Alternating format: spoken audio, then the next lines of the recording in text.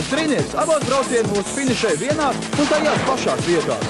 Un ķegumā vietas braucēji nemainīja arī otrajā trīniekā.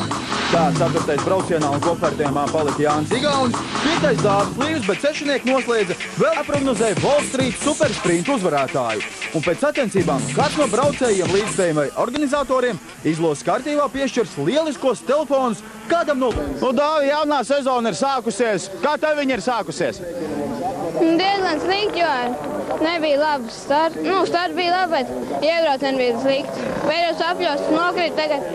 Tagad tev sīvi cīņa tur gāja ar saviem konkurentiem, tu tur pa otro pilnīgi jau vienbrīd vēzies, kas tur notikās? Es gāju pa otro slēgu, man bija aiz muguras, bet pēdējā aplī man aizslīdāja aiz muguras un saprita. Un viss beidzās. Šogad tu esi jaunā komandā ticis, kā tu tiki pie jaunas komandas? Nezinu. Šogad Ventspils godu aizstāvēs? Jā. Un kā jūties jaunajā komandā?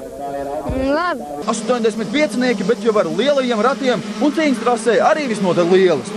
Pirmajā braucienā sīvā cīņā pirmo vietu izcīnīja Zigmunds Štenbergs, aiz sevis atstājot Jāni Igauni.